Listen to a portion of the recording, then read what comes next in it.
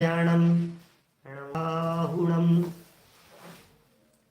ओंकारं बिन्दुक्तं निपयन्तिनः कामदं मोक्षदं चैव ओंकाराय नमो नमः। अविरल शब्द गणो प्रक्षालित सकल भूतल मलकलंका मुनिभिरुपासित तीर्था सरस्वती हरतु नो दुरितान् अज्ञानतिमिरान्धानां ज्ञानाञ्जन शलाकया चक्षुरुन्मिलितं येन तस्मै श्रीगुरुवे नमः। श्री परम गुरुवे नमः। परम्पराचार्य गुरुवे नमः। सकल कलुष विध्वंसकं श्रेयसां परिवर्धकं धर्म संबंधक अस्य मूल ग्रंथ कर्तारे श्री सर्वज्ञ देवास्तद उत्तर ग्रंथ कर्तारे श्री गणधर देवा प्रतिगणधर देवा तेषां वचनानुसारमासाद्य आचार्य श्री आचार्य श्री तारे साया शरणवन्तु। मंगलम भगवान वीरो मंगल मांगल्यम कार्य प्रदाय तु आसनम तु आसनम। ग्रंथ संयम प्रकाश सामने विराजमान है। महाराज साहब सूर्य सागर जी द्वारा लिखी गई यह सुंदर अनुपम रचना है और मुनिराजों के स्वरूप को बहुत बारीकी से बता रहे थे। बहुत सूक्ष्मता से एक एक विषय का स्पष्टीकरण किया जा रहा है। छोटी छोटी बातें हमारे उपयोग के लिए, हमारे जीवन के लिए, हमारी परिणति के लिए जो प्रयोजनभूत है, मानो वे बातें यहाँ सिखाई जा रही है। मूल प्रकरण जो चल रहा था वो प्रकरण था षट आवश्यकों का, और षट आवश्यकों के साथ साथ यहाँ जो प्रकरण आगे बढ़ा उसमें देव पूजा की चर्चा हो जाने के उपरांत गुरुपास्ति की चर्चा शुरू हुई थी। गुरुपास्ति कैसे हैं? हमारे वीतरागी दिगंबर मुनिराज, और वो स्वरूप पिछले 6-7 दिनों से, बल्कि और ज़्यादा हो गए शायद, कहाँ से शुरू किया था हमने? शिवपुरी से शुरू किया था क्या? शिवपुरी 4 दिन चलाया और 3 दिन गुना हुआ, 1 दिन बदरवास हुआ था। आज हम कोटा पहुँच गए हैं। तो ये करीब 7-8 दिन से वीतरागी दिगंबर मुनिराजों के संदर्भ में चर्चा चल रही है, और संभवतः यह चर्चा आज संपन्न हो जानी चाहिए। मुनिराज कहाँ रहते हैं, मुनिराज क्या करते हैं, मुनिराज क्या खाते पीते हैं, ये बातें मुनिराजों ने कैसे लिखी है? ये उन्होंने लिखी है जो खुद मुनिराज हैं। दूसरा तो कौन बताए कि वो क्या खाते हैं। इन्होंने लिखा कि ज्ञान जल को पीते हैं। तो ज्ञान जल को पीते हैं, ये हम आप लोग कोई कह दे हुए हैं तो कोई कहे तुम्हें कैसे पता कि ज्ञान जल पीते हैं? तो बोले जो ज्ञान जल को पीते हैं, ऐसे शुभ चंद्राचार्य देव ने ज्ञानार्णव में बात लिखी है। तो वीतरागी संतों की चर्या को वीतरागी संत ही जान पाते हैं। सच में धन्य है ऐसे महामुनिराज, उनके चरणों की शरण मिल जाना भी महाभाग्य से होता है। फिर ये कह दिया कि ये बातें तो बड़ी अच्छी है और लोग दिगंबर संतों की, वीतरागी संतों की महिमा भी बहुत गाते हैं, लेकिन इतना सब कुछ होते हुए भी प्रवृत्ति में, वृत्ति में वही नास्तिकता दिखाई देती है। जीवन नास्तिक बना हुआ है। ये सारी बातें यहाँ कही, और ऐसे नास्तिक वृत्ति वाले लोग इस दुनिया में घर घर में मौजूद हैं, जो ये कहते हैं हम जो कर रहे हैं बस यही धर्म है। धर्म के नाम पर शास्त्रों की व्याख्याएं नहीं, धर्म के नाम पर अपने चित्त की व्याख्याएं, धर्म के नाम पर ऐसी चर्चा कहने वाले लोग आपको बहुत मिल जाएंगे, जो ये कहते होंगे अरे पंडित जी हम बताते हैं धर्म क्या चीज है, हम बता रहे हैं धर्म क्या होता है। अपनी मर्जी से, अपने चिंतन से, अपने विकल्पों से बोले चलो कहाँ कि हॉस्पिटल में चलो और गरीबों को भोजन कराओ, देखो आप कैसा आपको लगता है कि धर्म है। कबूतरों को ज्वार डाल दो, आपको लगता है कैसा धर्म हो रहा है। सेवा करो वहां अनाथ लोगों की, तो लगता है आपको अंदर से अंतरात्मा में शांति मिलेगी, यही धर्म है। ऐसी मनगढ़ंत धर्म की कल्पना करने वाले लोग घर घर में है, तो उनकी यहाँ बात नहीं है। बोले उनकी क्या बात करें, विषयादिक के प्रयोजन में उद्यमी रहने वाले ऐसे प्राणी, पाप में संलग्न रहने वाले, छोड़ो उनको। लेकिन जो अतीन्द्रिय आनंद रस का रसास्वादन चखते हैं और चंद्रमा की किरणों के समान इस दाह ज्वर को, जो संसार रूपी ज्वर था, उस अग्नि को बुझा देने में समर्थ, आनंद का रसास्वादन करने में तत्पर हैं, ऐसे लोग तो इस धरती पर दो तीन ही है। माने उंगली दो तीन है, माने उंगलियों पर गिनने जितने लोग दिखाई देते हैं, ऐसा महसूस होगा। इसी बात को आगे बढ़ाते हुए यह कह दिया कि जिनका चित्त प्रचंड पक्षी की तरह है, पंचेंद्रिय रूपी वन को जिन्होंने जला दिया है, ध्यान से समस्त पापों का नाश कर दिया है, विद्या रूपी समुद्र के जो पारगामी हैं और जो क्रीड़ा मात्र में ही कर्मों को मूल से उखाड़ देने में समर्थ है। खेल खेल में कर्मों को जीत लेना कोई आसान काम थोड़ी नहीं है। लोग ऐसा कहते हैं, अरे भाई साहब कर्मों को जीतना कोई आसान काम थोड़ी नहीं है। लेकिन कह रहे हैं कर्म रूपी पर्वतों को भी, कर्म रूपी वृक्षों को भी जिन्होंने ऐसे चुटकियों में जिन्होंने उखाड़ फेंका हो, ऐसे वितरागी दिगंबर संत हैं, पवित्र चित्त वाले हैं, भयानक दैत्य को चूर्ण कर देने वाले हैं। ये सारी शब्दों की अद्भुत प्रयोग यहाँ हमारे सामने अमृत चंद्राचार्य देव के, नहीं क्या नाम है इनका, शुभ चंद्राचार्य देव के प्रकट हुए थे। और इसी प्रकरण को और आगे बढ़ा करके 476 नंबर पेज पर एक सुंदर पंक्ति कही थी, जिसको स्वरूप का निश्चय होने से यह जगत शून्यवत या जड़वत प्रतिभासता है। ऐसे होते हैं मुनिराज। इसका मतलब मुनिराजों को ये जगत शून्य दिखता है, मुनिराजों को ये जगत जड़वत प्रतिभासता है। मुनिराजों को इस जगत में कुछ भी ऐसा नहीं है जो प्रयोजन भूत दिखता हो। अरे क्या देखें, देखने लायक क्या है? ऐसे महामुनिराजों को आईफिल टावर पर ले जाकर के भी कहो कि दुनिया कैसी दिख रही है, बोले हमें तो सब जड़ दिखाई दे रहा है, हमें तो सब शून्य दिखाई दे रहा है। माने उनकी जगत को देखने की दृष्टि कैसी है? जैसी इस कोटा नगरी में बाबूजी की दृष्टि थी। बोले सुनो, तुम जगत के पदार्थों को, गेय पदार्थों को जानते हो, ये कचरे के ढेर को जानते हो। मति श्रुत ज्ञान के माध्यम से जगत के पदार्थों को जानना, ये कम कचरे के ढेर को जानना है। और सर्वज्ञ हो गया तो कौन सा बहुत बड़ा काम हो गया? बोले कूड़े के ढेर को ही तो जाना है, थोड़ा ज्यादा कूड़े का ढेर जान लिया है। अरे ये सारा जगत क्या है? क्या है ये जगत? सब कचरा नजर आता है। माने जिसमें सुख नहीं है वो सब आपको कचरा नहीं दिखता है। मैं इसको यदि थोड़ा और अलग ढंग से, घर गृहस्थी वाले लोग हैं सारे दुनिया भर में सब सुनने वाले, आप लोगों की दृष्टि से कहूं तो जो चीज आपके लिए अप्रयोजन भूत होती है, आप उसके बारे में ये नहीं कहते हो ये क्या अटाला है, आप उसे अटाला कहते हो, आप उसे कचरा कह करके पुकारते हो ना, ये किसी काम का नहीं, ये बेकार है, ये किस काम आएगा अपने?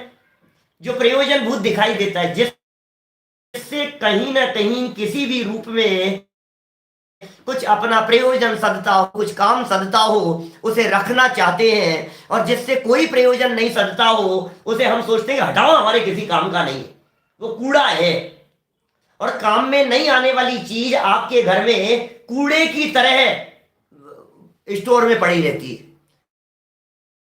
काम में नहीं आने वाली चीज पर कूड़े की, ऐसे ये कहना चाह रहे हैं भाई, जिस तरह से तुम्हें काम में नहीं आने पदार्थ कूड़ा कचरा नजर आते हैं, इसी तरह से मुनिराजों को ये जगत के सारे पदार्थ जो सुखोत्पन्न करने में समर्थ नहीं है, ये सब कचरे का ढेर नजर आता है, शून्य नजर आता है, जड़ नजर आता है, किसी काम का नहीं है, ऐसा नजर आता है। इस तरह से प्रतिभासता है।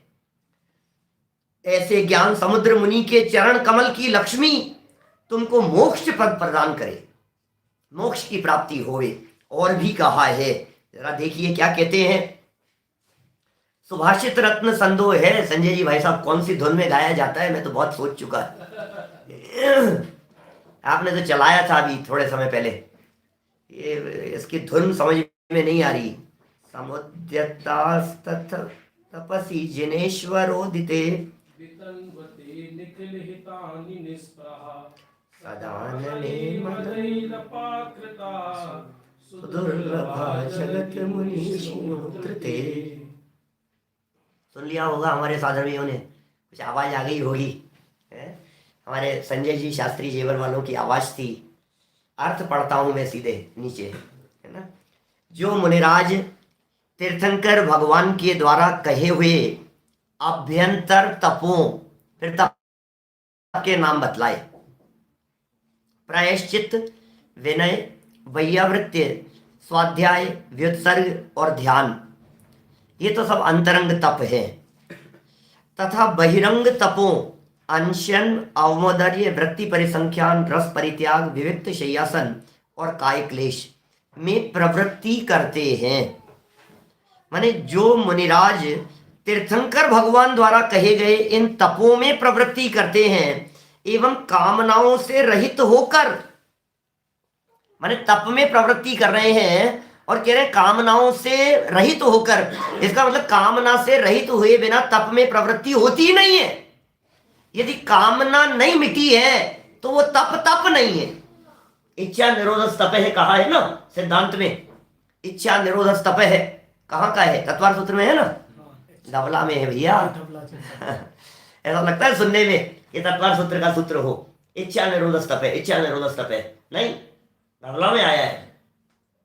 तत्वार सूत्र में तो आया तपसा निर्जराच्य, क्या तत्वार सूत्र के 9वें अध्याय में तो तपसा निर्जराच्य है। तो ये इच्छाओं का रुकना वो तप है। इच्छाएं रुक जाए उसका नाम तप है, उसका नाम तपस्या है। ये कह रहे हैं भैया इच्छा रहित होकर के, कामनाओं से रहित होकर के समस्त संसार को कल्याण का मार्ग बतलाते हैं। बड़े रहस्य छिपाए इसके अंदर। जगत के जीवों को वो क्या कल्याण का मार्ग बतलाएगा जिसके हृदय में अभी जगत के प्रति आकांक्षाएं बैठी हुई है। जगत के पदार्थों को देख करके, जगत की परिस्थितियों को देख करके जो आकर्षित होते हैं वे जगत के जीवों को कल्याण का मार्ग नहीं बतला सकते। इसका मतलब कल्याण का मार्ग वे ही बतला सकते हैं जिन्हें जगत में सुख नहीं दिखता है, जो कामनाओं से रहित हो गए हैं, जो इच्छाओं से रहित हो गए हैं। जो स्वयं इच्छा से रहित होंगे वे जगत के जीवों को इच्छा से, आकुलता से ऊपर उठ करके सच्चे मार्ग को बतला पाएंगे। ये लाइन कितनी सुंदर है, कितना रहस्य छिपा है इसके अंदर। कामनाओं से रहित होकर, क्या जरूरत है कामनाओं से रहित होकर के कहने की? कामनाओं से रहित होकर समस्त संसार को कल्याण का मार्ग बताते हैं। जगत कामना से रहित होकर और कल्याण का मार्ग बतला रहे हैं। इसका मतलब ये कल्याण का मार्ग बतलाने की भी कामना नहीं है। तो क्या हो रहा है कि सहज में, अरे जिनका जीवन ही जगत के जीवों के लिए मार्ग है, जिनकी चर्या देखने मात्र से जगत के जीवों को मार्ग का पता लगता है, वही है और कुछ नहीं है। जिनको देखने मात्र से पता लगता है कि ये संसार क्या है और मुक्ति का मार्ग क्या है, ये बतला रहे हैं यहां पर। आगे चल करके इसी विषय को और थोड़ा सा खोलने का प्रयत्न कर रहे हैं। काम वासनाओं से रहित, काम से रहित, वासनाओं से रहित, इच्छाओं से रहित ऐसे मुनीश्वर संसार में दुर्लभ है। हाँ मिलेंगे। यहाँ तो काम दिखता है सबको, ऐसा लगता है कोई ना कोई काम ही नहीं है, ठाणे बैठे हैं, कुछ तो बतलाओ, कोई ना कोई प्रोजेक्ट हाथ में ले लो। ऐसा नहीं भाई। जिनको ऐसा लगता हो कि कुछ ना कुछ हमारे को कोई काम नहीं है, कोई काम चाहिए और थोड़ा सा कुछ ऐसा बड़ा प्रोजेक्ट हाथ में ले लो, थोड़ा लंबे समय तक चलता रहे, अपना समय उसमें व्यतीत होता रहे, ये निषेध कर रहे हैं यहाँ सुभाषित रत्न संदोह का। नीचे 3 श्लोक और प्रस्तुत किए हैं। इन श्लोकों में जिस दृढ़ता से इन बातों का निषेध किया है कि हमारे मुनिराज व्यापार से, रोजगार से, वाणिज्य से, पापवर्धक क्रियाओं से, इन सब से अछूते रहते हैं, अलिप्त रहते हैं। धन्य ऐसे मुनिराज, ढूंढोगे तो मिल भी जावे, लेकिन किन्हें मिले? जिनके भाग्य नसीब खुल जाए उन्हें हो दर्शन, नहीं तो दर्शन दुर्लभ है भाई, क्या करें। काम वासनाओं से रहित ऐसे मुनीश्वर संसार में दुर्लभ है, दुर्लभ है। बहुत पुरानी है। अब ये तो आचार्य देव लिख रहे हैं, सुभाषित रत्न संदोह में लिख रहे हैं। और कब का लिखा है सुभाषित रत्न संदोह? 500-700 साल पुराना होगा, और ज्यादा पुराना होगा। कितने पुराना है भाई? 700-800 साल पुराना होगा। अब 700-800 साल पुराना है, तो उस समय खुद मुनि हैं वे जो लिख रहे हैं, अमित गति आचार्य। अब वे खुद मुनि हैं और कह रहे हैं कि काम वासनाओं से रहित मुनीश्वर संसार में दुर्लभ है। अरे आज यदि हम ये बात कहें कि ऐसे मुनिराज दुर्लभ हैं, तो लोग हमें ये कहने लग जाएं कि तुम होते कौन हो मुनिराज को दुर्लभ कहने वाले। हमारी तो कॉलोनी में अभी चौमासा करके गए हैं, ऐसा कहेंगे लोग। बोले तुम मानते नहीं हो क्या, तुम्हारी श्रद्धा नहीं है क्या, तुम इनको नहीं मानते हो, तुम इनको नहीं, लोग इस तरह की बात कहेंगे। लेकिन मुनि होकर के लिख रहे हैं ना कि दुर्लभ है, इसका मतलब मुनिराजों का काल था ना, खुद भी तो मुनि थे, और खुद मुनि होकर के कह रहे हैं कि मुनि दुर्लभ है। जो मुनि बन गए वे कह रहे हैं मुनि दुर्लभ है, कि हाँ भैया बात तो ऐसी है, सच्ची बात ये है भाई साहब, कामना से रहित कुछ ना कुछ कामना बनी रहती है, मनोकामना बनी रहती है, अंदर में कुछ ना कुछ रहता है। पीछे इन्होंने सूर्य सागर जी महाराज साहब ने इतनी बात लिख दी थी, इन्हीं की लिखी हुई पंक्तियां हैं। मूड मुड़ाए 3 गुण, सिर की मिट गई खाज, और खाने को लड्डू मिले लोग कहे महाराज। किसकी लिखी हुई पंक्तियां है ये सूर्य सागर जी महाराज ने लिखी हुई पंक्तियां हैं। इन पंक्तियों के लेखक वे हैं, और इसमें संयम प्रकाश ग्रंथ में उन्होंने वो पंक्ति दी है, पहले प्रकरण में आई थी, काफी 2-4 महीने पहले वो प्रकरण में आई थी। साधु बन जाने के 3 गुण है, ये जगत के लोग ऐसे साधु बन जाते हैं, खाने को लाडू मिले इसलिए, और लोग कहे महाराज जय जयकार हो रही है। हम थोड़ी ना कह सकते हैं इस तरह की बात, हम तो जो लिखी है उसे पढ़ रहे हैं आपके सामने। समस्त संसार को कल्याण का मार्ग बतलाते हैं। अभी कल्याण का मार्ग क्या है जो मुनिराजों के द्वारा बतलाया जाता है। जब ये कह रहे हैं सर्व प्रकार की कामनाओं से रहित होकर के, सर्व प्रकार की कामनाओं से रहित होकर के, तो वो कल्याण का मार्ग जो बतलाएंगे वो किसी कामना वाला होगा कि कामना रहित वाला होगा। जिस कल्याण के मार्ग की बात कर रहे हैं चेतन, वो कल्याण का मार्ग भी तो ऐसा ही होगा ना जो कामना से रहित होगा। तो फिर हम ऐसा कल्याण का मार्ग बतलाएंगे कि आपका बिजनेस दिन दुगना रात चौगुना बढ़ता रहे। काला साहब, हम ऐसा रास्ता बतलाएंगे आपको कि तबीयत ठीक हो जाएगी, आप चिंता मत करो। अभी कल्याण का मार्ग तो बताना पड़ेगा ना कौन सा, तो आपके दिमाग में चल रहा है कि तबीयत ठीक हो जाए, ये कोई कल्याण का मार्ग तो है नहीं। पैसा कमाने का मार्ग, शारीरिक स्वास्थ्य का मार्ग, तबीयत ठीक हो जाने का मार्ग, घर में शांति बनी रहे ऐसा कोई मार्ग, बिजनेस व्यापार रोजगार में किसी तरह की कोई परेशानी नहीं आए इस तरह का कोई मार्ग। तो ये कह रहे हैं भाई ये मार्ग कल्याण का मार्ग नहीं है, क्योंकि इसमें तो इच्छाएं वर्त रही है। वो निष्काम होकर के, कामना से रहित होकर के समस्त संसार को कल्याण का मार्ग बतलाते हैं, सर्व जगत के जीवों को वो मार्ग बतलाते हैं, रास्ता बतलाते हैं कि भैया ये इच्छाएं जब तक रहेगी तब तक तुम्हारा कल्याण नहीं होगा। इसलिए सर्व इच्छाओं से ऊपर उठ करके जब तुम चलोगे, जो मार्ग हम बतला रहे हैं उसके ऊपर, रत्नत्रय के मार्ग के ऊपर चलोगे तो तुम्हारा कल्याण होगा। इसका नाम इच्छाओं से ऊपर उठ करके, कुछ नहीं चाहिए हमारे को, कुछ नहीं चाहिए। देखो क्या कह रहे हैं, देखिए पढ़े 3 श्लोक हैं ये। न कुर्वते कलिल विवर्धन क्री, बोलिए भाई साहब तेज बोलना थोड़ा सा।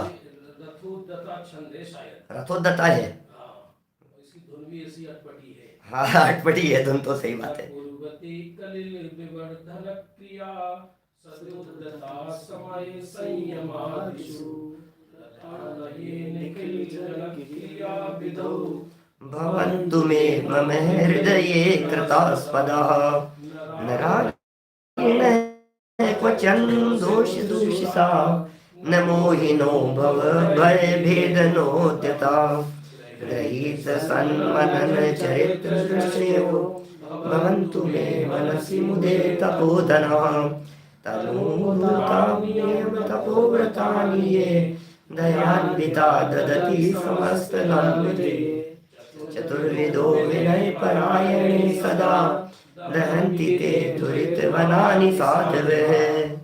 सुभाषित रत्न संदोह अमित गति आचार्य कह रहे हैं 680, 684 और 689, इन 3 श्लोकों में वे क्या कह रहे हैं।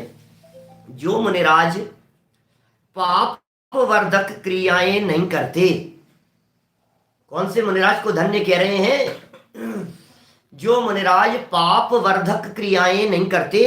बोले पाप वर्धक क्रियाएं तो वैसे ही नहीं करते महाराज, कोई चोरी थोड़ी ना करते हैं, हिंसा नहीं करते, झूठ नहीं बोलते, चोरी नहीं करती, कोई कुशील व्यभिचार नहीं करते, तो पाप वर्धक क्रियाएं कैसे कैसे करेंगे आप? कौन से पाप वर्धक क्रियाओं की बात कर रहे हो?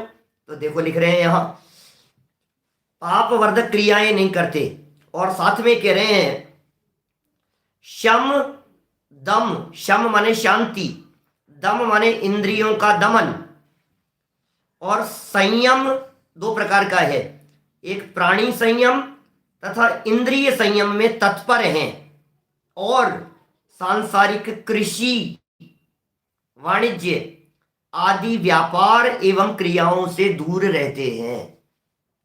आखिर अमित गति आचार्य देव को इस तरह की बातें लिखने की क्या जरूरत पड़ गई कि साधु वाणिज्य व्यापार कृषि आदि से दूर रहते हैं? ये बात कोई कहने की है क्या? ये इससे दूर रहते हैं।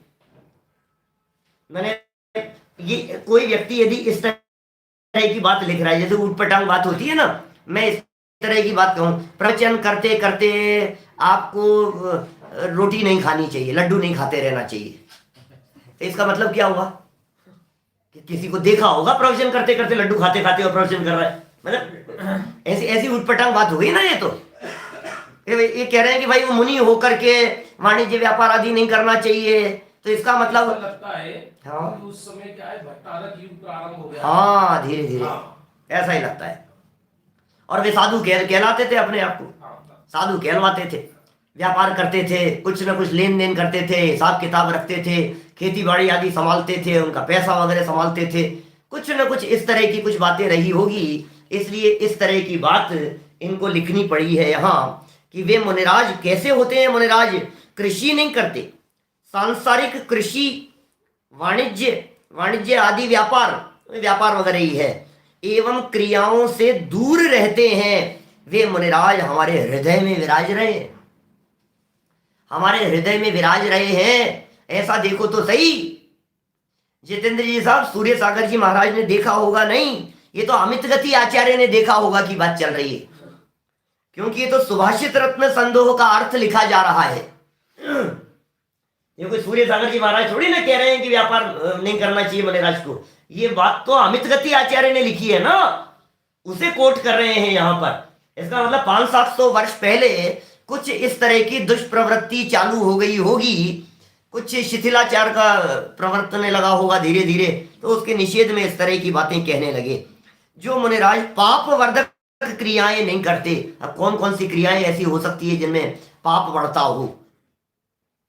जो भी क्रियाएं चित्त को भ्रमित करने वाली हो, जो भी ऐसी प्रवृत्तियां जो उलझाने वाली हो, जो भी ऐसी प्रवृत्ति हो जो प्रवृत्ति हमारे उपयोग को भ्रमाने वाली हो, भटकाने वाली हो, ऐसी कोई क्रिया नहीं करते हैं। इसका ज्यादा यदि खुलासा हम क्या करें, हमसे ज्यादा खुलासा तो दुनिया के हर व्यक्ति के पास में है जो दुनिया भर में देख रहा है। देखो सामने से लिख रहे हैं, एक महाराज बनेडिया के पास में खेती करते हैं, लिख रहे हैं हमारे, अब क्या मतलाए, इंदौर की है ना एक कौन जो लिख रहे हैं वहीं के, अभी खेती करते हैं महाराज। अब महाराज खेती, अब देखो ये बात भी कैसे अटपटी सी लगती है, महाराज खेती करते हैं, अरे भाई जो खेती करते हैं वो महाराज नहीं है, ऐसा ये कह रहे हैं ना। या तो भाई धन्य है वे मुनिराज जो इन सर्व पाप क्रियाओं से ऊपर उठ गए हैं, जिनके जीवन में ऐसी पाप क्रियाएं नहीं है। कितने प्रकार के आडंबर होंगे, कितने प्रकार के आडंबर हो सकते हैं, जिन आडंबरों के अंदर उलझे हुए हैं, जिन आडंबरों के अंदर फंसे हुए हैं, जिनमें चित्त सारा उलझा हुआ दिखाई देता है, चित्त में उलझने दिखाई देती है बहुत ज्यादा। ये भाई ये निषेध कर रहे हैं यहाँ। शम दम, शांत चित्त है, इंद्रियों का दमन जिन्होंने कर दिया है, इंद्रिय संयम और प्राणी संयम के लिए वे तत्पर रहते हैं। इंद्रियों के दमन के लिए और प्राणियों में रंच मात्र भी विराधना नहीं हो जाए, इसके लिए वे तत्पर रहते हैं। ऐसे मुनिराज हमारे हृदय में विराज रहे। धन्य है ऐसे मुनिराज। ऐसे मुनिराजों के प्रति ये जो मस्तक है हमारा, ये 100 बार झुकता है, उन्हें 100 बार वंदन है। देखिए क्या कह रहे हैं, सम्यक दर्शनादि रत्नत्रय के पालक, सांसारिक दुखों के नाशक। गजब हो गया। क्या कह रहे हैं, देखो, वीर निर्माण संवत 1490 में हुए हैं, ये अमित गति आचार्य ऐसा बतला रहे हैं सामने से। कितने वीर निर्माण संवत नहीं, 90 वीर निर्माण संवत तो नहीं हो सकता, विक्रम संवत हो सकता है 1490। विक्रम संवत 1490 होगा तो भी 700 वर्ष हो गए लगभग।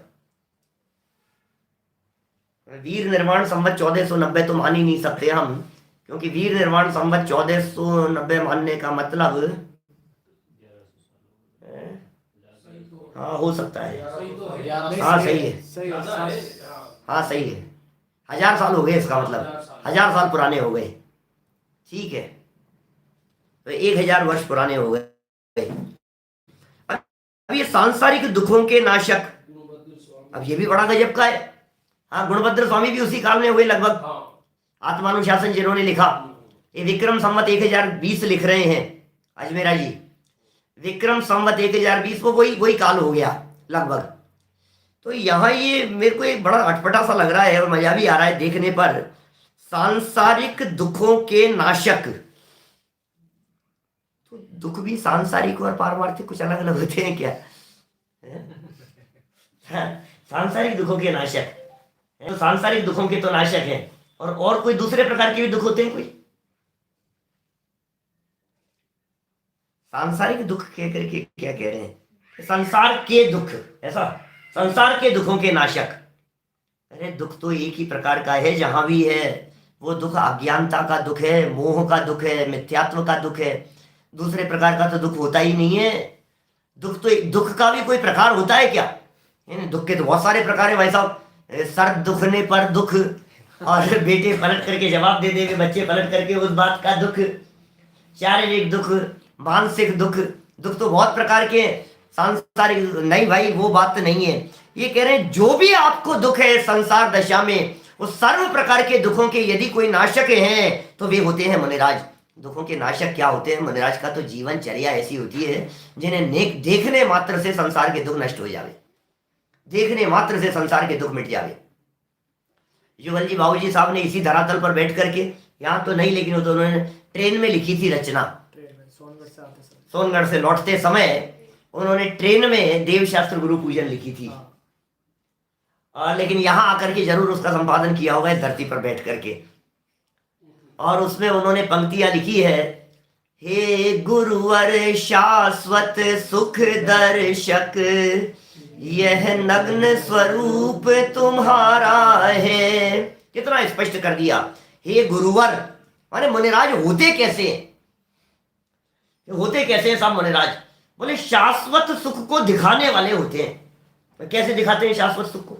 कैसे दिखाते होंगे? अंदर आत्मा के शाश्वत सुख निकाल करके, लो भैया ये देखो ये शाश्वत सुख है, ऐसे ऐसे दिखता होगा। शाश्वत सुख कैसे दिखाएंगे? शाश्वत सुख को यदि वे दिखाने वाले हैं तो किस प्रकार दिखाते हैं? तो उन्होंने कहा ये जो नग्न स्वरूप दिखाई दे रहा है, इस नग्न स्वरूप को देखने मात्र से पता लगता है कि शाश्वत सुख किसमें है। गुरुवर शाश्वत सुख दर्शक, यह नग्न स्वरूप तुम्हारा है। क्या कहना चाहते हैं ये? शाश्वत सुख को दिखाने देने वाला नग्न स्वरूप, इसका मतलब यह है कि नग्नता के अलावा किंचित मात्र भी यदि परिग्रह हो, बोले उसमें सुख नहीं है। ये दिखा दिया ना, ये सुख दर्शक दिखा दिया ना। आपको सुख किसमें लग रहा था? मोबाइल में, कि उन्होंने दिखा दिया देखो मैं बिना मोबाइल के हूं। आपको किसमें सुख लग रहा है? लैपटॉप में, वो दिखा रहे हैं देखो मैं बिना लैपटॉप के सुखी हूं। आपको लग रहा है कि गाड़ी में सुख है, उन्होंने दिखा दिया कि नंगे पांव चलते हैं, पद विहारी है, नग्न स्वरूप तुम्हारा है। ये दिखा रहे हैं वो। मुनिराज के स्वरूप को देखकर ये पता लगता है सुख नहीं विषय भोगों में है, तुमको लख यह सद ज्ञान हुआ। हे महामुनिराज, हे वीतरागी संतों, आपको देख करके ये पता लगता है सुख नहीं विषय भोगों में है। कैसे पता लग गया? आपको देखते ही पता लग रहा है महलों में सुख नहीं है। ये कैसे पता लगा? ये नग्न स्वरूप तुम्हारा है। अच्छे अच्छे ड्रेस पहन रखी है हमने, अच्छी जैकेट पहन रखी है, अच्छा कोट पहन रखा है, सूट पहन रखा है, मजा आ गया यार, ये सूट पहनूंगा तो, ये सेट पहनेंगे तो मजा आ जाएगा, ये चैन पहनेंगे तो मजा आ जाएगा। और ऐसी मोटी मोटी चैन गले में ऐसे लटका रखी है। बहुत सारे हमारे साधर्मी अभी भी मिले, बहुत सारे जिनके गले में ऐसी मोटी मोटी चैनें थी। कोलारस में भी, शिवपुरी में भी और गुना में भी, सब जगह पर ये ऐसे दिख रही है। तो फिर मुनिराज ने वो चैन उतार दी और ये दिखा दिया कि शाश्वत सुख दर्शक ये नग्न स्वरूप तुम्हारा। अरे इसमें सुख नहीं है, तो तुम कहाँ कहाँ सुख मान रहे हो? तुम्हें टीवी में सुख दिखाई दिख रहा है, तुम्हें बीवी में सुख दिखाई दे रहा है, ये कह रहे हैं भैया टीवी बीवी सब कुछ छोड़ दिया हमने, हमारे पास में कुछ नहीं है, ये नग्न स्वरूप तुम्हारा, ये शाश्वत सुख दर्शक, ये नग्न स्वरूप तुम्हारा है। मैंने मुनिराजों के उस स्वरूप को देखने मात्र से पता लगता है बाहर में कहीं भी सुख नहीं है, बाहर में कहीं भी शांति नहीं। हम सुख की तलाश में इकट्ठे करने में लगे हुए हैं, हम सुख की तलाश में जोड़ने में लगे हुए हैं, और महाराज को देखते ही एक सेकंड में पता लगे उन्होंने छोड़ कैसे दिया। 6 खंड की विभूति को छोड़ करके जब शांतिनाथ स्वामी ने दीक्षा ली तो जगत के लोगों ने यही तो समझा होगा ना कि 6 खंड की विभूति में सुख नहीं है, सुख नहीं विषय भोगों में है। ये बात उनके नग्न स्वरूप ने दिखा दी ना। बाबूजी की इस आदि लाइन में कितना रहस्य छिपा हुआ है। आपको यदि सुख देखना है, सुख क्या ये लिखा है इन्होंने, ये सांसारिक दुखों के नाशक और सुख के प्रकाशक। दुखों के नाशक है, दुख के नाशक का मतलब क्या है कि सुख प्रकट कर देने वाले हैं। तो मुनिराज कौन सा सुख देने वाले हैं? कैसे सुख देंगे? सुख दर्शक हैं, सुख देते हैं, सुख बतलाते हैं। कैसे कैसे दुखों का वे नाश कर देते हैं कि सच्चे सुख का रास्ता बता देते हैं। बस वे बताने वाले हैं भाई साहब, वे कल्याण का मार्ग बताते हैं। अभी जो ऊपर श्लोकों के ऊपर जो पंक्तियां पड़ी थी ना, समस्त संसार को कल्याण का मार्ग बताते हैं, पकड़ करके चलाते नहीं है, ले जाते नहीं है, सिर्फ बताते हैं, सिर्फ बताते हैं, सिर्फ बतलाते हैं। हमारे यहाँ ये जैन परंपरा का मार्ग तो बताने का मार्ग है, कुछ करने कराने का मार्ग नहीं है। तीर्थंकर परमात्माओं ने भी सिर्फ बतलाया, गणधरादिक ने भी सिर्फ बतलाया, और परंपरा से आचार्यों ने भी सिर्फ बतलाया, और बता करके जगत के जीवों का उपकार करते हैं। ऐसा पंडित जी साहब ने 268 नंबर पेज पर कहा मोक्ष मार्ग प्रकाशक में। मोक्ष मार्ग प्रकाशक के 268 नंबर पेज पर वे कहते हैं भाई उपदेश देकर के जगत के जीवों का उपकार करते हैं, और तीर्थंकर गणधरादिक ने ऐसा ही उपकार जगत के जीवों का किया है। उपदेश ही तो दिया है और क्या किया है। भगवान महावीर स्वामी ने क्या उपकार किया? कोई ताबीज दे करके नहीं, कोई डोरा वोरा बांध करके नहीं।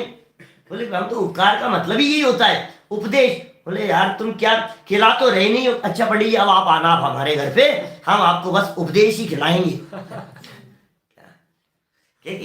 उपदेश से कोई पेट भरता है क्या? कुछ करना तो चाहिए। आप अकेले उपदेश ही उपदेश की बात करते हो, बस उपदेश देते हैं। भैया यही असली उपकार है। समाधि के प्रकरणों में, संलेखना के प्रकरणों में, वीतरागी संतों के सामने अरे आहार भोजन की थालियां दिखा दिखा करके सिर्फ दिखाते हैं और उपदेश देते जाते हैं। सिर्फ उपदेश, सिर्फ उपदेश।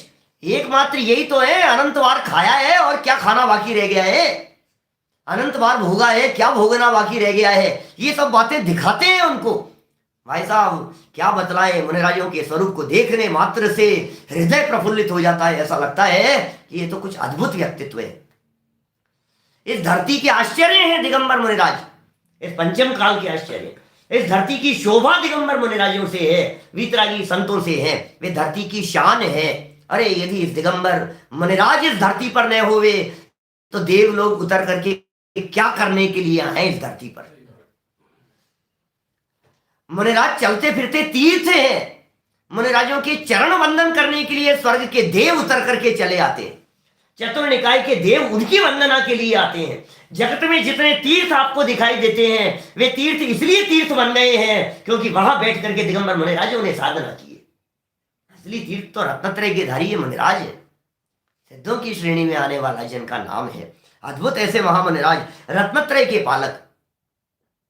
हे गुरुवर शाश्वत सुख दर्शक, यह नग्न स्वरूप तुम्हारा है। और जग की सच्ची ईश्वरता सब लोग बोल रहे हो ना, मैं ही बोल लूंगा खुद ही, आप लोग तो रहने दो, क्योंकि सब दिमाग से इधर उधर लाइनें और हो जाएगी। हे गुरुवर शाश्वत सुख दर्शक, यह नग्न स्वरूप तुम्हारा है। जग की जग की नश्वरता का सच्चा दिग्दर्शन करने वाला है। दिग्दर्शन कर रहा है, जग की नश्वरता आसार है। नश्वरता का मतलब क्या है? आसार है, ये सब अशांति है, इसमें कहीं शांति नहीं है। खूब देख लिया, खूब भोग लिया, खूब कर लिया, जो करना था सब करके देख लिया, कहीं शांति नहीं मिली। इसलिए होकर निराश सब जग भर से, चैतन्य शरण में मैं आया, निज आत्म शरण में मैं आया। सारे जगत से निराश होकर के, पंच परमेष्ठियों से भी निराश होकर के, अनंत सिद्धों से भी निराश होकर के, अन्य गुरुओं से भी निराश होकर के बोले अब क्या करें, मुझे कहीं शरण नहीं मिली है। और जब देखा निज आत्मा, और कोई शरण ही नहीं दिखाई देती है। चैतन्य शरण में मैं आया, अपने ध्रुव की शरण में मैं आ गया। ऐसे रत्नत्रय के पालक, सुख को दिखाने वाले, सांसारिक दुखों के नाशक, सांसारिक दुखों को नष्ट कर देने वाले, इसी तरह से नष्ट करते हैं वे। कैसे करेंगे? सांसारिक दुखों को नष्ट कैसे करेंगे? बोले सांसारिक दुख बतलाओ, फिर नष्ट करना बतलाएंगे। सांसारिक दुख क्या है भाई साहब? सांसारिक दुख तो बहुत है। सांसारिक दुखों की कितनी बातें करें हम। घर गृहस्थी परिवार में पंडित जी एक झंझट हो तो बतलाएं। तो जिंदगी सारी ऐसी चल रही है झंझटों में, समस्याएं समस्याएं, परेशानियां परेशानियां हैं। आप बतलाओ, हमारी परेशानी का कोई इलाज है क्या आपके पास में? एक केस अटकाया हमारा कोर्ट में, परेशानियां क्या बतलाएं आपको? ये बच्चे कहना नहीं मानते, परेशानी बतला रहे हैं, समस्या का समाधान करो। आप लिख रहे हो मुनिराज सांसारिक दुखों के नाशक होते हैं, ये सूर्य सागर जी महाराज, और ये लिख करके चले गए, ये अनुवाद करके अमित गति आचार्य देव का। हम तो जाएंगे महाराज, आपके पास में आ रहे हैं हम, हमारे दुखों का, समस्याओं का समाधान बतलाना। थोड़ा सा हाथ दिखा देंगे, जन्म पत्री देखते होंगे तो वो दिखा देंगे। कब तक चलेगी ये परेशानी? किसी को कोरोना दिखाई दे रहा है, किसी को कुछ, किसी को कुछ, दुनिया भर की झंझटें और परेशानियां हैं। तो भैया इन दुखों के नाशक कैसे हैं? कि दुख तो एक ही है तुम्हारा, उस दुख का नाम है मिथ्यात्व, उस दुख का नाम है उल्टी मान्यता, उस दुख का नाम है भ्रम। और पंडित जी साहब 52 नंबर पेज पे लिखते हैं, भ्रम जनित दुख को दूर करने का उपाय भ्रम दूर करना है। अरे भाई तू दुखी नहीं है, तू अपनी मान्यता से दुखी है, संयोगों से दुखी नहीं है, परिस्थितियों से दुखी नहीं है। तेरे जो दुख का कारण दिखाई दे रहा है, ये दुख का कारण वो नहीं है जो तू समझ रहा है। हम दुख तो मिटाएंगे, लेकिन ऑपरेशन किसी और चीज का करेंगे। वो था ना एक व्यक्ति, डॉक्टर के पास में गया और डॉक्टर से जाकर के कहा कि डॉक्टर साहब पूरा बदन दर्द कर रहा है। कि क्या हो गया? कि जहां हाथ लगाता हूं दर्द होता है, जहां यहां दर्द हो रहा है, यहां दर्द हो रहा है, यहां दर्द, जहां इधर और इधर दर्द हो रहा है, इधर दर्द हो रहा है। पूरे जांच कर ली, पूरी जांच पड़ताल कर ली, क्या सारे टेस्ट हो गए, सब सारी रिपोर्ट्स नॉर्मल। समझ में नहीं आ रहा है प्रॉब्लम क्या है, दर्द कहाँ है, तकलीफ कहाँ है। फिर बाद में जांच की तो पता लगा कि अरे भाई दर्द तो तेरी उंगली में है, उंगली में दर्द है। जहां छूता है उंगली, जहां टच करता है वहां दर्द होता है। तो दर्द कहाँ हो रहा है? कंधे में दर्द हो रहा है। इधर इधर लगाया, यहाँ बहुत तेज दर्द हो रहा है। तो कहाँ दर्द हो रहा है? सर में हो रहा है। ये दर्द तो उंगली में हो रहा है, प्रॉब्लम तो उंगली में है, और उपचार दिमाग का करा रहा है। तो ऐसे ही आचार्य देव ये कह रहे हैं कि भैया तुम्हें जो तकलीफ है, सांसारिक दुख जहां तुम्हें दिखाई दे रहे हैं, हम जानते हैं कि वे सांसारिक दुखों के जड़ में क्या बैठा हुआ है। वे जी जानते हैं बराबर कि भाई इसके जड़ में तो ये है तकलीफ। और उलट पुलट भी होती है बहुत सारे उपचार। कभी कभी तो आपको ऐसा लगेगा इससे ऐसा कैसे हो जाएगा।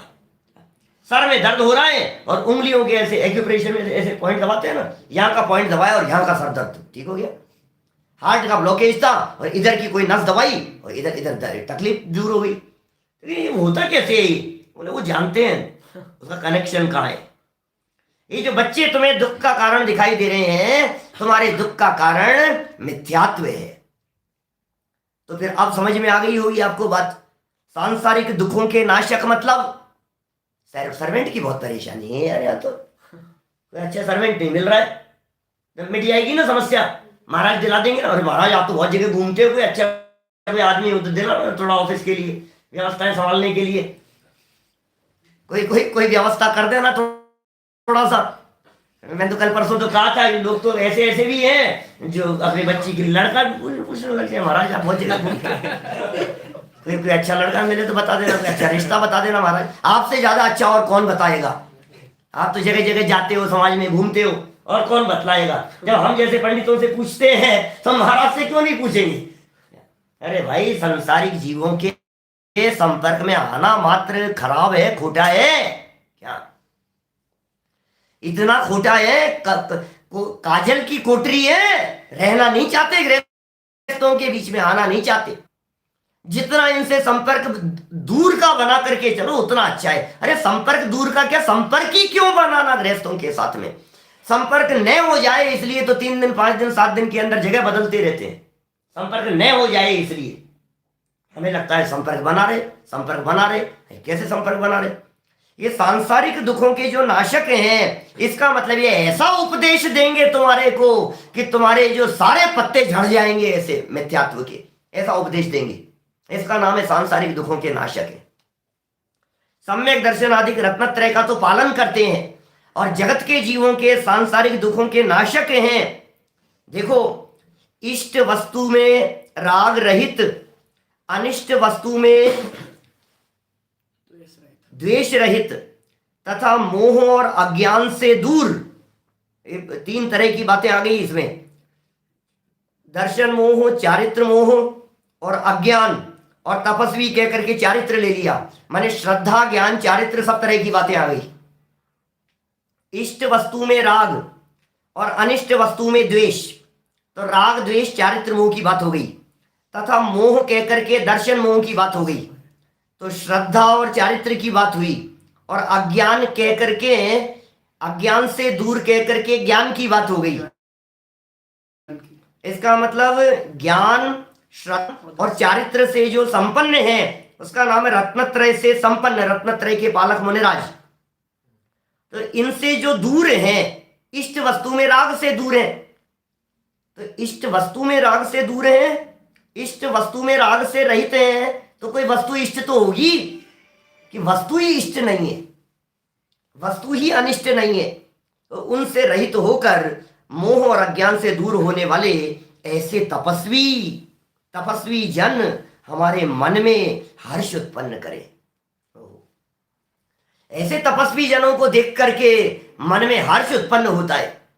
ऐसे तपस्वी जनों को देख करके क्या, चित्त में विचार मात्र आने से हर्ष उत्पन्न होता है कि कब वो अवसर आएगा जब ऐसे मुनिराजों के दर्शन होंगे। अरे आंखें बंद करते हैं तो ऐसा मुनिराजों का स्वरूप दिखाई देने लगता है। ऐसे वीतरागी संत मन में हर्ष उत्पन्न करें, दुख मिटे कि नहीं मिटे, मिट गए सारे दुख, और क्या है।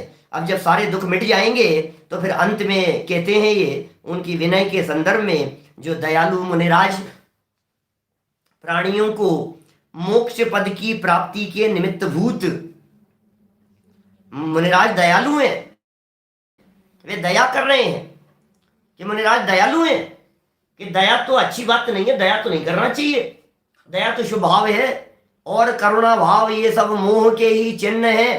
प्रवचन सार 85वीं गाथा में इसे तो मोह का चिन्ह कह करके पुकारा गया है कि नहीं, शुभ भाव रूप करुणा उनके हृदय में होती है। और वो जो करुणा है वो करुणा ऐसी ही है जो टोडरमल जी साहब ने मोक्ष मार्ग प्रकाशक पेज नंबर 3 पर लिखा है, धर्म के लोभी जीवों को देखकर धर्मोपदेश देते। ये दया है, करुणा बुद्धि हो, देखा ये दुखी जीव दिखाई दे रहा है, सच्ची दया करते हैं उसके ऊपर, और सच्ची दया ऐसी ही होती है, उसे उसके दुखों से मुक्त होने का मार्ग बतला देते हैं। इसका नाम करुणा है।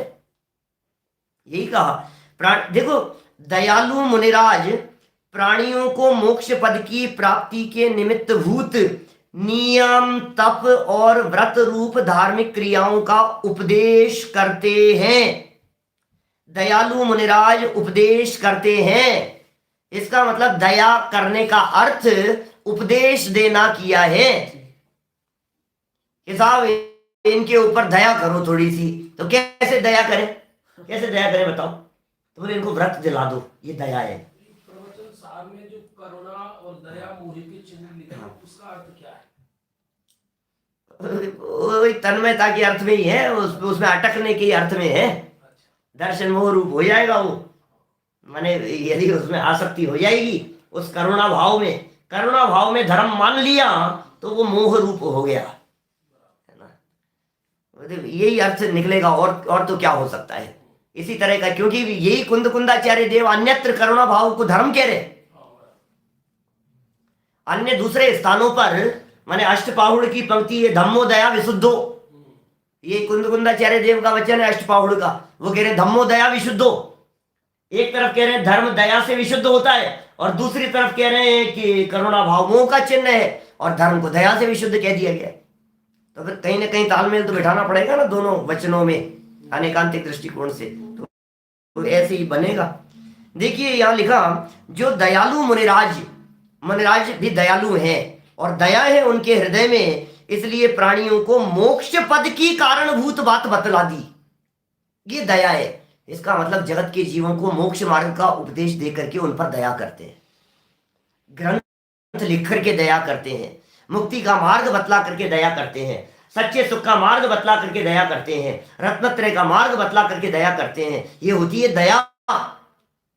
हिसाब थोड़ी सी दया हो जाए, आपकी थोड़ी सी कृपा हो जाए तो धन मिल जाए थोड़ा सा, अरे नहीं, दया ये है कि धन में सुख नहीं है, ये बताना दया है। चलो आ मेरे पास, मैं तेरे पीछे लगा देता हूं एक, अब तू तेरे पैसे की कमी नहीं पड़ेगी। अरे महाराज, ये बात यदि उनके हृदय में बैठा दी कि भाई तू पीछे लगा चाहे नहीं लगा, पैसा बढ़े चाहे नहीं बढ़े, संपत्ति छूटे कल छूटे आज छूटे, इससे तेरे सुख दुख का संबंध नहीं है, ये असली दया है जगत के जीवों के ऊपर। धर्मेंद्र जी, ऐसा ऐसा है स्वरूप। जो दयालु मुनिराज प्राणियों को मोक्ष पद की प्राप्ति के निमित्त भूत नियम, अब ये कह दयालु होकर के नियम। अब लोग तो कहते हैं अरे यार भाई साहब थोड़ी सी दया करो, क्या क्या चढ़ाओगे, अब बेचारे रात को पानी पीते हैं तो इतना तो पी लेने, तो दया करो, उसके ऊपर क्या मारोगे, क्या जान लोगे क्या, ऐसा लगता है।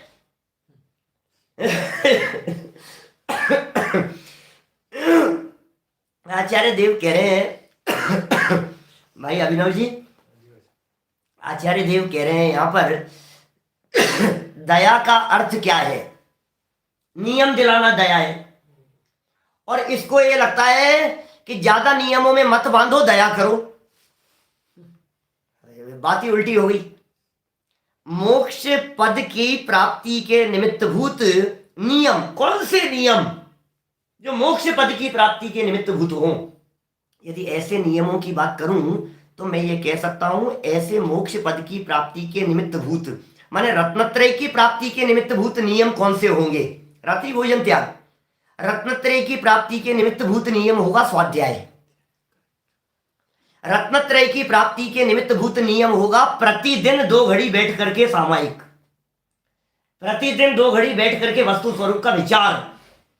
ये रत्नत्रय के निमित्त भूत, मोक्ष के निमित्त भूत नियम है। ये प्रतिज्ञा लो इस तरह की, नहीं उलझेंगे, प्रतिज्ञा लो इस तरह की, नहीं फंसेंगे, प्रतिज्ञा लो इस तरह की कि रोजाना 4-6 घंटा बैठ करके स्वाध्याय करेंगे और वस्तु स्वरूप का विचार करेंगे। ऐसा नियम, कौन से नियम कौन सा होगा? रात को छोड़ दिया, वैसा बाजार का छोड़ दिया, ये मोक्ष प्राप्ति के लिए कारणभूत नियम है। ये क्या का नियम है? बाजार का छोड़ दिया, आलू प्याज खाना छोड़ दिया साहब हमने, तो हिंदू भी नहीं खाते, प्याज नहीं खाते हैं, ये नहीं खाते हैं, उसमें तो क्या दम है, अनंतवाद छोड़ा है। ये नियम लो, वो ऐसा नियम जो नियम सच में रत्नत्रय में साधक बने, रत्नत्रय की प्राप्ति के लिए सहयोगी बने। ऐसा निमित्तभूत नियम, तप और व्रत भी इस रूप धार्मिक क्रियाओं का उपदेश करते हैं। ये सब धार्मिक क्रियाएं हैं, स्वाध्याय करना, पढ़ना पढ़ाना, सीखना, अभ्यास करना, इनका उपदेश करते हैं तथा 4 प्रकार के संग की विनय करते हैं। मुनिराज विनय कर रहे हैं 4 प्रकार के संग की, ऋषि मुनि यति अनगार, इस तरह 4 प्रकार के संग की विनय करते हैं। वे मुनिराज आपके पाप रूपी वन को जलावें, वे मुनिराज आपके पाप रूपी वन को जलावें, कासलीवाल जी, आपके पाप रूपी वन को जलावें, हमारे पाप रूपी वन को जलावें, जगत के जीवों के पाप रूपी वन को जलावें। धन्य है ऐसे महामुनिराज, उन मुनिराजों के जितने गीत गाए जाएं ये सब कम है।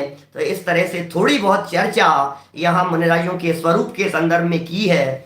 अब गुरु उपासती वाले इसी प्रकरण में एक छोटा सा प्रकरण और बचा है, जिसमें गुरुओं के सार्थक नाम बतलाए हैं, मुनिराजों के सार्थक नाम बतलाए हैं। किस तरह से ये नाम सार्थक होते हैं प्रमाण सहित यहाँ चर्चा की है यशस तिलक के आधार पर। कल यथा समय हम इस प्रकरण को आगे बढ़ाएंगे। हम सब के जीवन में ऐसी धन्य मुनि दशा प्रकट हो और हम सब अल्प काल में ऐसे मुनि अवस्था को प्राप्त कर सिद्धालय में जाकर के विराजमान हो। इसी भावना से बात को यहीं विराम देता हूँ। हमारा जो सतपथ वाला कार्यक्रम था 9 बज गए होंगे, शायद बजने वाले होंगे, वो वहाँ उस लिंक पर शुरू होगा। आप लोग उसका लाभ ले सकते हैं, प्रश्नोत्तरों का लाभ वहीं से। अभिजय वाणी के ज्ञान से सूझे लोकालो, सोवाणी मस्तक नमो सदा देत हूँ धूक, सदा देत हूँ धूक। नो बाड़ो।